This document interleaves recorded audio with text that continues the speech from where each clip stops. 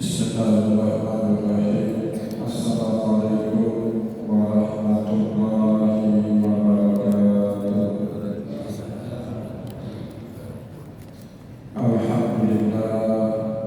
Alhamdulillahilladzi ja'ala al-ilma taharatan lin-nufus wa nuran lil-basair wa hadiyan ilal jannah.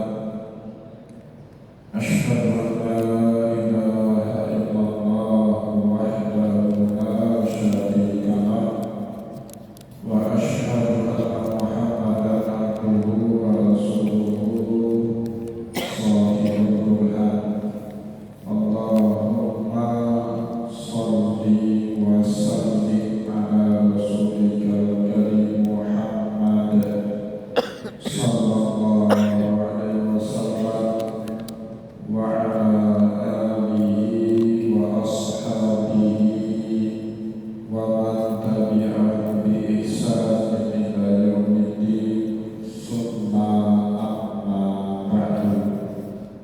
Puji dan syukur senantiasa dan tidak pernah bosan-bosannya kita panjatkan kehadiran Sang Maha Pencipta Allah Subhanahu wa Ta'ala, yang mana dengan limpahan karunia-Nya, rahmat-Nya, hidayah-Nya, serta anugerah-Nya kepada kita semua, kita kembali masih diberi kesempatan, kesehatan, dan usia panjang oleh Allah untuk sama-sama dan senantiasa mengabdikan diri kita di jalan-Nya dengan menjalankan segala perintah-Nya dan menjauhi semua larangan-Nya. Salawat dan salam juga tidak pernah lupa kita haturkan kepada junjungan alam Nabi besar Muhammad sallallahu alaihi wasallam, di mana beliau telah bersabda dalam sebuah hadis, taraktu fiikum amrayni la ittamasaktum bihima lam tadillu abada, kitaballahi wa sunnati.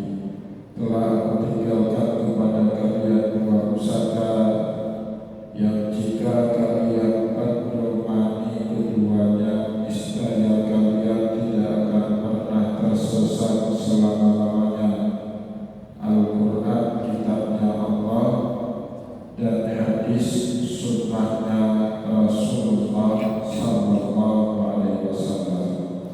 Bapak Ibu kaum muslimin dan muslimat jamaah salat maghrib dan juga isya yang diberkati dan dimuliakan oleh Allah, mari pada kesempatan malam yang penuh dengan keberkahan ini, sambil kembali kita niat iktikaf di rumah Allah, mari sama-sama kita kembali melanjutkan pengajian hadis kita dengan kitab Fathul Bari Syarhi Sahih Bukhari karya Imam Ibnu Hajar Al-Asqalani rahimahullahu ta'ala. Bapak Ibu kaum muslimin dan muslimat jamaah pengajian yang dimuliakan oleh Allah, insyaallah pada kesempatan malam ini kita kembali akan melanjutkan belajar kita dengan kitab yang keempat, Kitabul Wudu, bab ke-37, babun man lam yatawadda illa minal masjidil musjid, bab di mana tidak batal untuk seseorang kecuali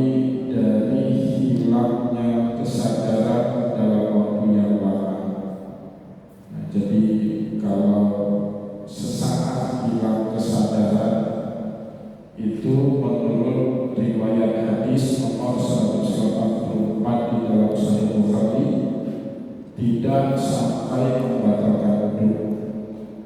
Apakah hilang kesadarannya karena sakit atau yang disebut dengan irma?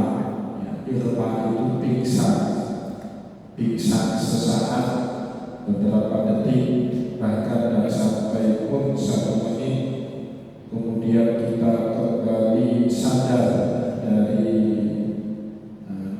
koma kita, maka itu tidaklah sampai membatalkan wudhu. Tetapi kalau hilang kesadarannya dalam waktu lama, baik disebabkan sakit seperti tadi pingsan contohnya, atau disebabkan hal-hal yang lain seperti kantuk, ngantuk berat, tertidur pulas, lama berbaring, itu sepakat para ulama hal tersebut membatalkan wudhu. Tetapi terlelap sesaat sambil duduk sekali gayung kepala, itu tidak sampai membatalkan wudhu. Maka disebut di dalam bab ke-37 Sahih Bukhari, man yatawadda, tidak perlu memperbarui wudhu illa minal wasyil muskil, kecuali dalam waktu lama kita hilang kesadaran, apakah karena tidur ataupun karena pingsan ataupun sebab-sebab yang lainnya.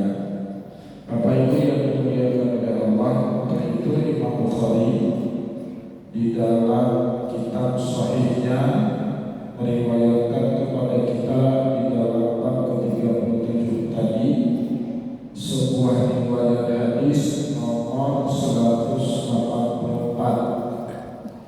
Hadatsana Ismailu hadatsani Malikun an Hisham ibnu Urwata an imraatihi Fatimata an jaddatiha Asma binti Abi Bakr radhiyallahu anha annaha qalat. Hadis ini diriwayatkan oleh 2 orang tabi'in atau oleh 2 orang yang tabi'in, Hisham bin Urwah dan istrinya Fatimah, dari nenek mereka berdua yang bernama Asma binti Abi Bakr. Ini Bapak Ibu perlu kita jelaskan kepada Bapak Ibu kenapa suami istri ini 2 cucu dari Asma binti Abi Bakr. Asma bukan orang lain melainkan kakak kandungnya dari Sayyidah Aisyah radhiyallahu anha, menikah dengan seorang laki-laki namanya Zubair bin Awam. Asma binti Abi Bakr dan Aisyah sama-sama 2 orang putrinya Abu Bakar As-Siddiq, sahabat Nabi, khalifah yang pertama. Aisyah menikah dengan Rasulullah, Asma menikah dengan sepupunya Nabi, Zubair bin Awam radhiyallahu anhu. Siapa Zubair bin Awam? Bapak beliau bernama Awam ibnu Khuwailid, adik kandung daripada Khadijah radhiyallahu anha, istri pertama Rasulullah. Jadi Khadijah binti Khuwailid punya adik laki-laki namanya Awam bin Khuwailid. Awam bin Khuwailid ini bapak daripada Zubair bin Awam. Jadi pertama Zubair bin Awam punya kerabat dari bapaknya dengan Rasulullah, karena salah satu saudari kandung bapaknya menikah dan menjadi istri pertama Nabi. Yang kedua Bapak Ibu, Zubair bin Awam punya ibu namanya Sofiyah. Sofiyah ini binti Abdul Muthalib, putri Abdul Muthalib atau kakak kandungnya Abdullah bapak Rasulullah.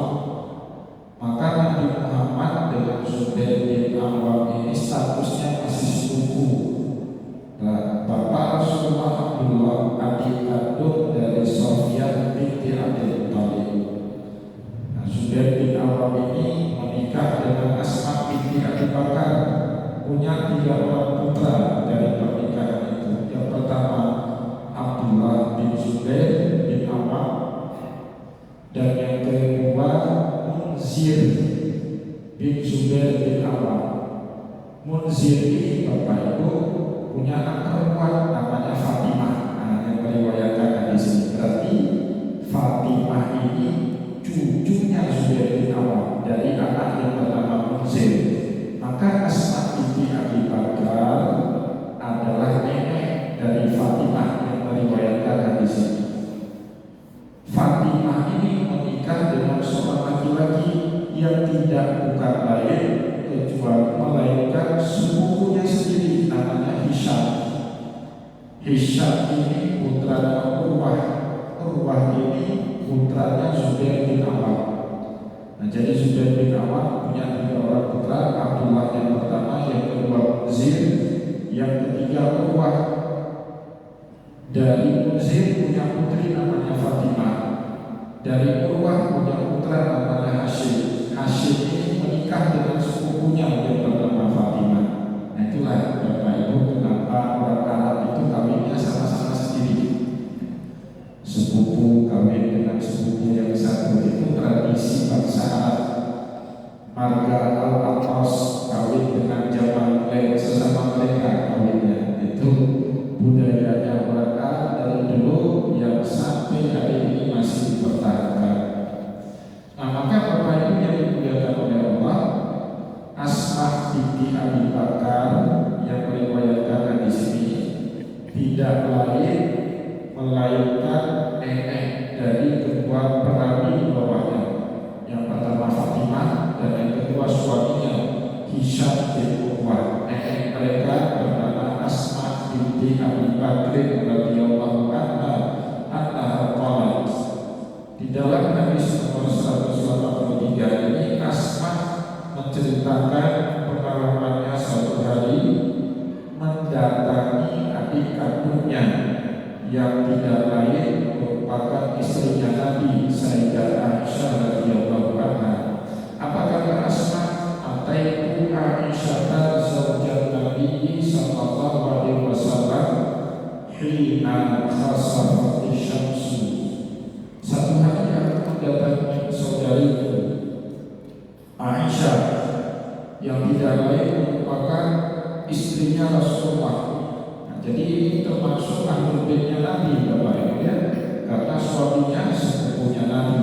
Jadi hubungannya masih sangat dekat. Apalagi Zubair bin Awam itu termasuk as-sabiqun al-awwalun, orang yang paling awal masuk Islam. Bahkan salah satu dari 10 sahabat yang dijamin sama Nabi masuk surga.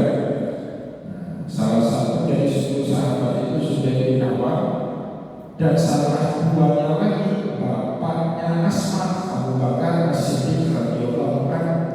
Abu Bakar As-Siddiq ini termasuk juga as-sabiqun al-awwalun.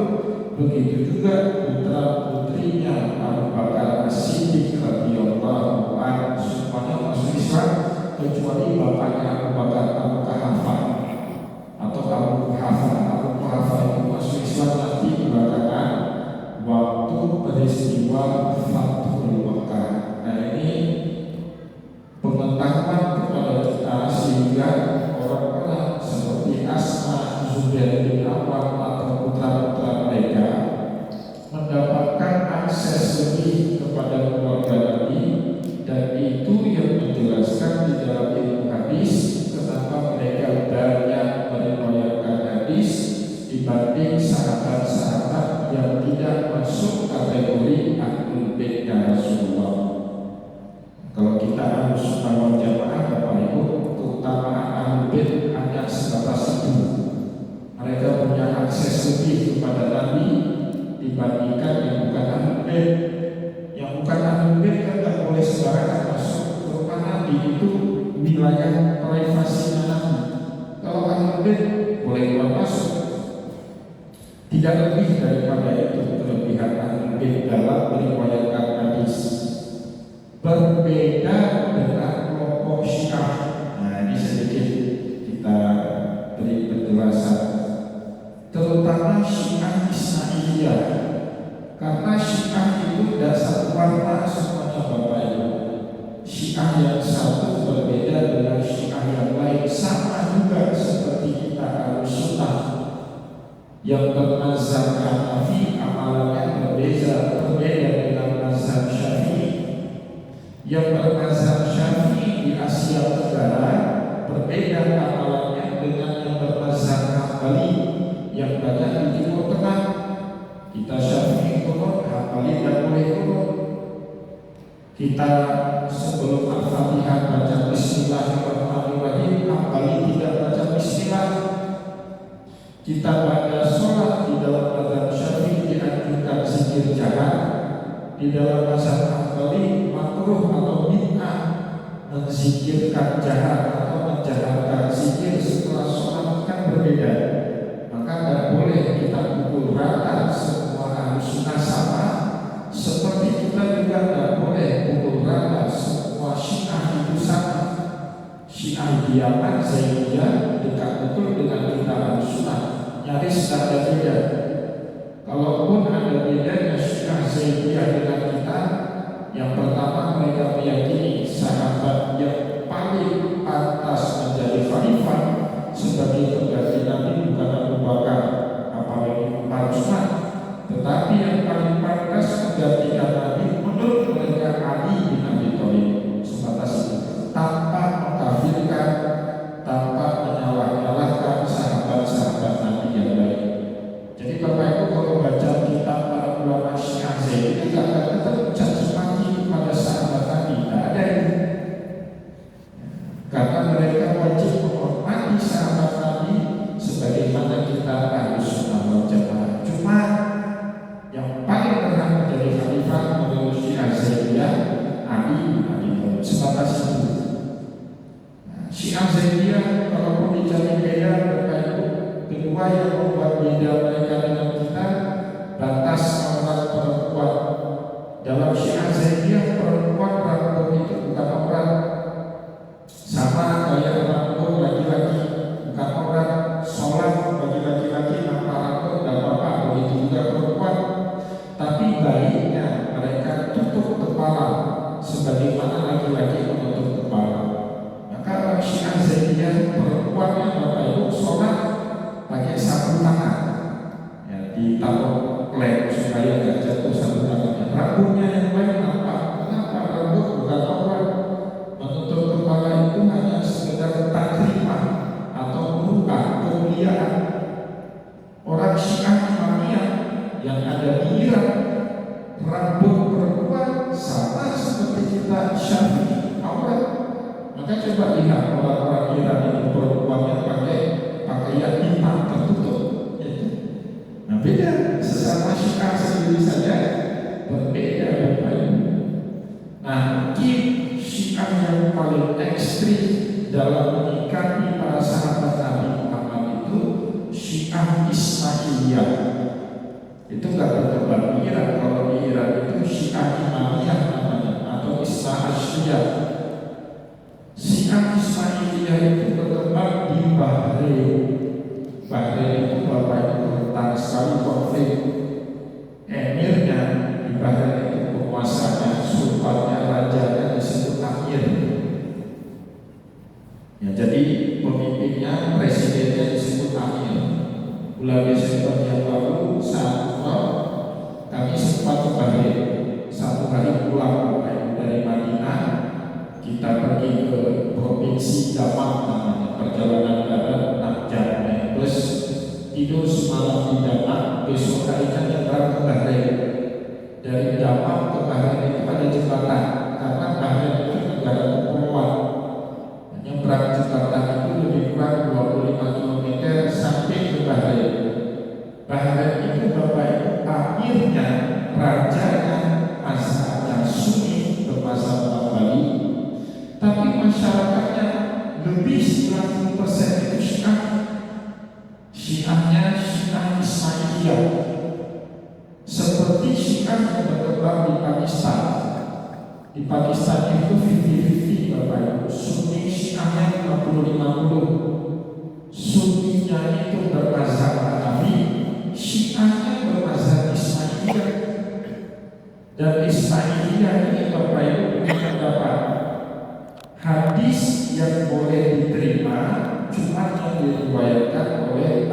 baitnya Rasulullah. Hadis yang bukan diriwayatkan selain dari ahli baitnya Rasulullah tidak boleh, jangankan dihafal, diamalkan pun tidak boleh. Ini kelihatannya sederhana, tapi punya konsekuensi besar dalam agama. Coba Bapak Ibu bayangkan sahabat Nabi yang paling banyak meriwayatkan hadis. Pertama Abu Hurairah, yang kedua Sayyidah Aisyah, yang ketiga Umar bin Khattab, yang keempat Anas bin Malik, yang kelima Abdullah bin Mas'ud. Top 5, 5 besar sahabat Nabi perawi hadis, satu pun bukan ahli baitnya Rasulullah. Sayyidah Aisyah bukan ahli bait, tapi istri Nabi. Nah, ini yang membuat Syiah Ismailiyah itu senang ujar Sayyidah Aisyah. Apalagi setelah terjadinya peristiwa hadisul ifki, hadis yang Sayyidah Aisyah tertuduh melakukan selingkuh dengan seorang anak muda yang bernama Safwan. Itu menurut Syiah Zaidiyah, menurut Syiah Ismailiyah. Ini tidak boleh Anas bin Malik bin Khattab, mereka tidak boleh diamalkan hadisnya. Coba bayangkan hadis innamal a'malu binniyat, karena ada hadis innamal a'malu binniyat dalam tradisi kita Ahlussunnah wal Jamaah, Bapak Ibu, syarat ibadah pertama atau rukun dari setiap ibadah yang pertama niat. Mau salat pakai usawi, mau puasa pakai apa itu sholat. Bapak-bapak yang mau haji pakai labbaikal hajjah wa ahramtu bihi lillahi ta'ala. Sebabnya hadis innamal a'malu binniyat wa innamal likulli imri'in ma nawa. Siapa yang meriwayatkan hadis innamal a'malu binniyat? Sahabat Nabi Umar bin Khattab.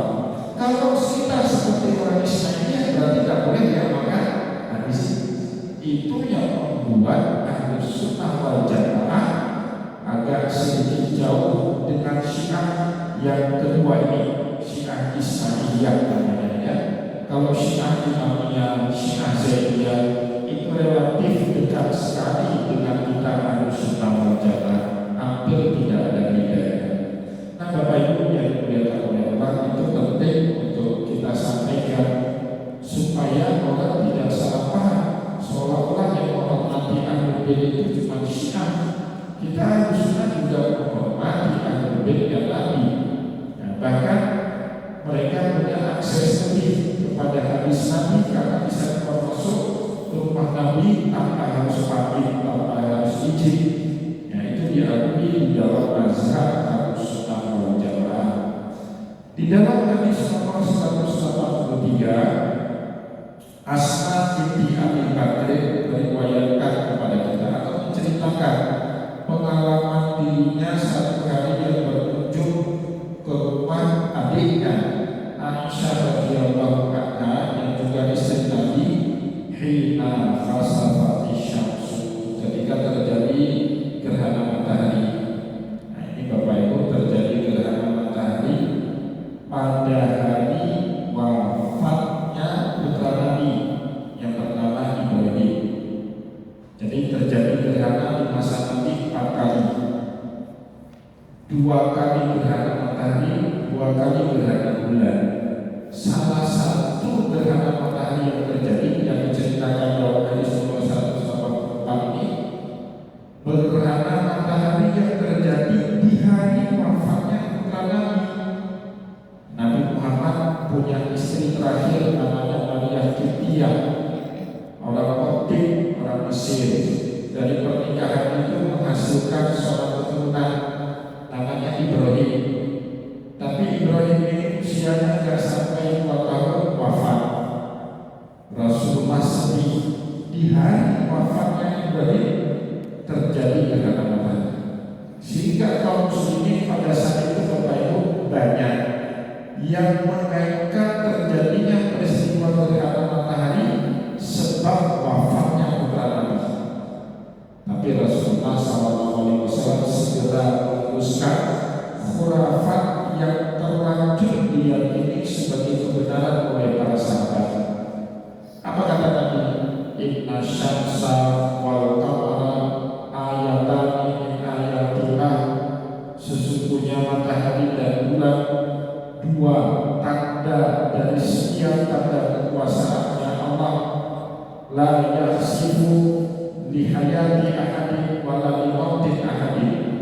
Ketika terjadi gerhana matahari atau bulan, itu bukan karena sebab hidupnya seseorang atau matinya seseorang, tidak ada hubungan itu.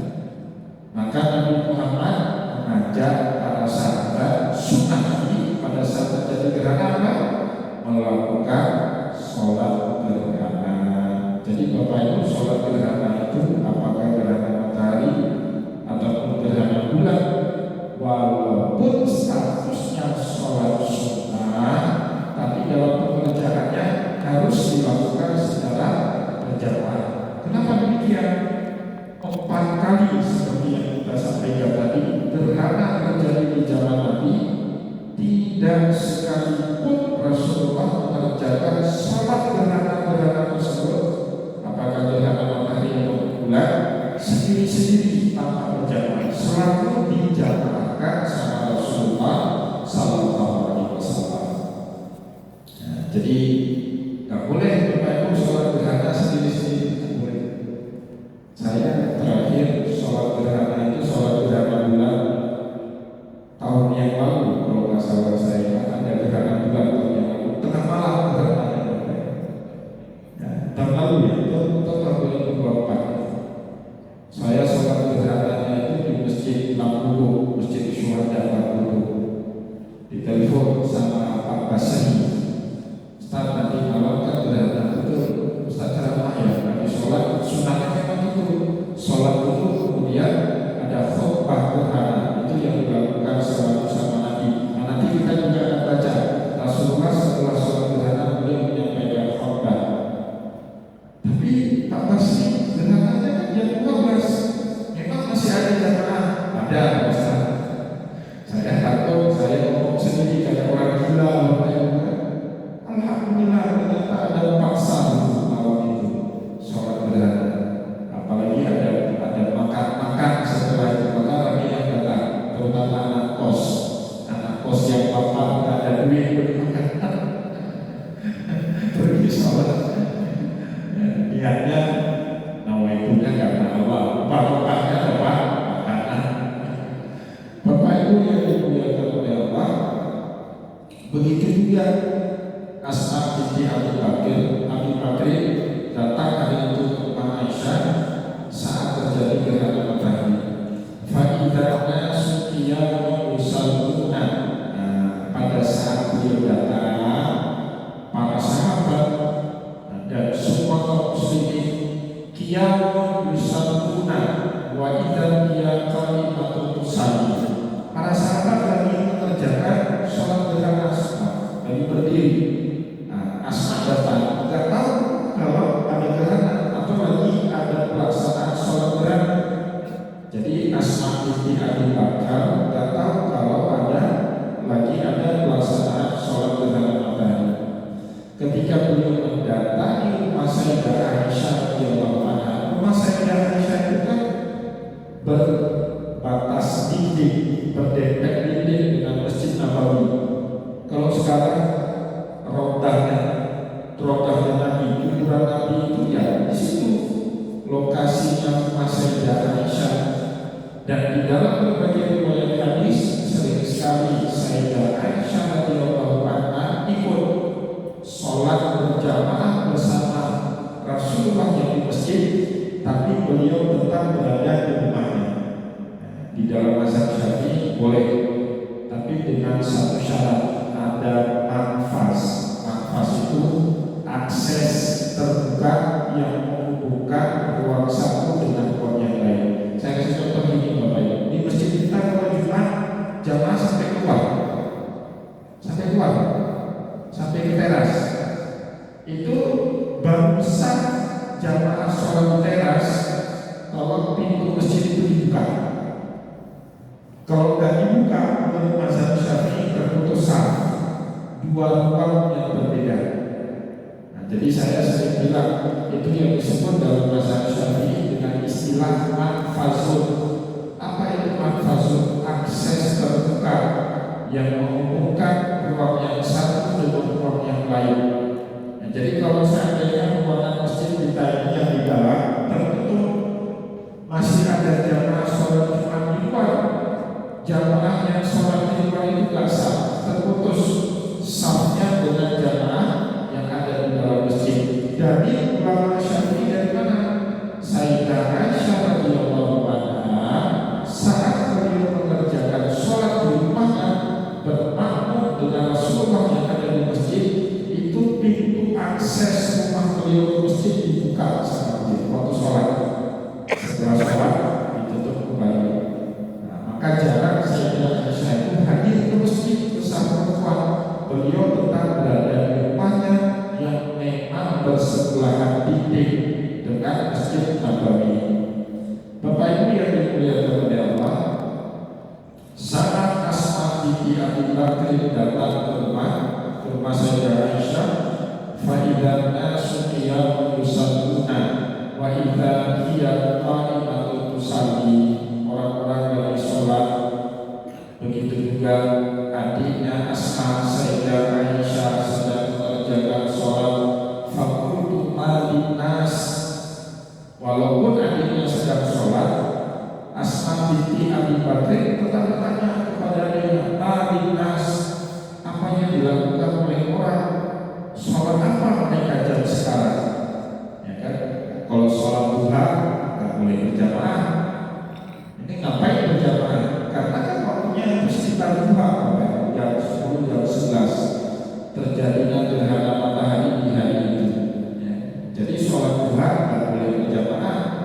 Beliau juga nggak tahu ini lagi sholat gerhana matahari. Maka dulu saya sempat protes keras ketika ada satu rektor di perguruan tinggi menjamaahkan duha mahasiswanya.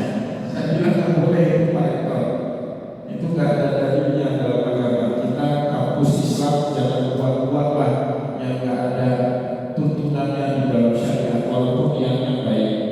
Alhamdulillah masukan kita didengar sama Pak Rektor. 1-2 kali pelaksanaan duha kemudian tidak pernah lagi dilakukan duha berjamaah. Jadi duha itu sangat dianjurkan untuk kita lakukan, tapi dalam pelaksanaannya tidak boleh dilakukan secara berjamaah, harus sendiri-sendiri.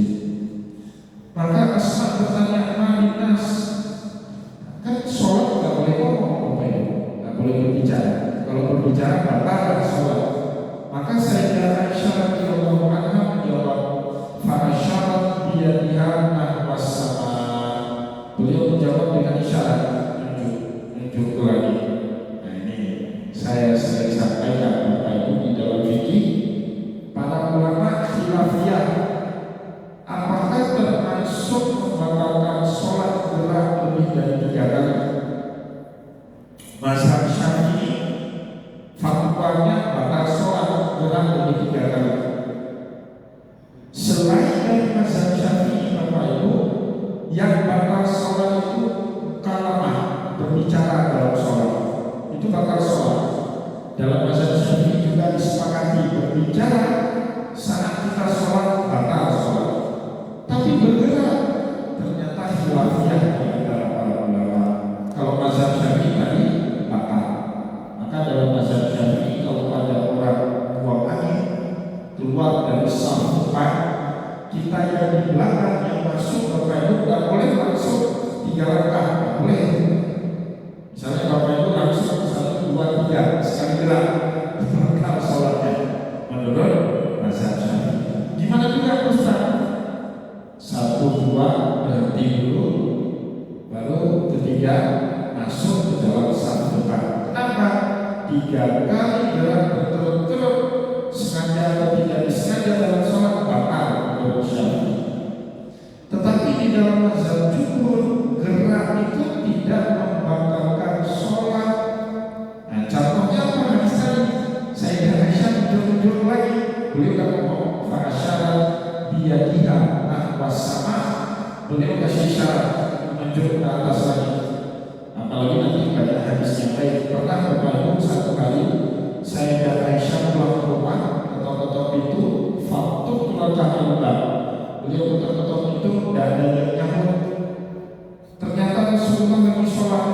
Beliau buka pintu dan kemudian lanjut sholatnya. Nah, jadi Rasulullah bergerak beberapa langkah menuju ke pintu, buka pintu, kemudian Rasulullah melanjutkan ibadah sholatnya. Itu yang membuat saya kaget, Bapak Ibu. Di hari-hari pertama saya sampai ke Mesir, di Mesir itu sendal sepatu nggak boleh taruh di luar, hilang, wajib hilang, pasti hilang. Nah, kayak kita tahun 90-an, Bapak Ibu kalau sholat di masjid di Aceh tahun 90-an, bawa sepatu pasti hilang. Alhamdulillah sekarang udah gak hilang, udah kaya-kaya orang Aceh. Walaupun yang hilang duit APBN yang hilang. Kalau sendal gak hilang lagi. Harus bawa masuk ke dalam ada saya cari rak keliling masjid, rak yang tingginya bisa saya jangkau. Gak ketemu, ada, tapi tinggi sekali 2 meter lebih. Kalau setinggi saya tidak sampai. Beberapa kali keliling, tiba-tiba ada orang lagi sholat di tengah masjid. Dia dekati saya, enggak bakal sholat. Enggak, assalamualaikum, enggak, assalamualaikum. Dia dekati saya lagi sholat tanpa mau, dia tarik sepatu saya. Dia masukkan ke rak yang bisa dia jangkau, dikunci raknya itu, dikasih lagi kuncinya ke saya. Dia lanjut sholat. Ini orang enggak benar. Saya tungguin orang itu Bapak Ibu. Masa sholat jalan-jalan ambil sepatu orang ini? Saya tungguin. Habis dia sholat 2 rakaat, saya hujat dia. Kamu gak sah sholatnya, saya bilang. Kamu gerak-gerak, tarik sepatu saya lagi, masukkan sepatu saya, tutup loker, kemudian kasih kunci. Sambil senyum orang ini jawab, Anda Syafi'i, kamu pasti mazhabnya Syafi'i. Karena yang gerak pada sholat itu cuma mazhab Syafi'i. Kalau jumhur batal gerak banyak itu di dalam sholat asal dengan bicara. Nah ini ditunjukkan juga di dalam hadis dari Syafi'i. Fa'asyara biyadiha sama. Nah beliau cuma kasih syarat pada saat ditanya sama kakaknya, Malinas, apa sholat yang dikerjakan oleh orang-orang ini? Beliau cuma tunjuk kasih syarat lagi tanpa menjawab dengan lisan.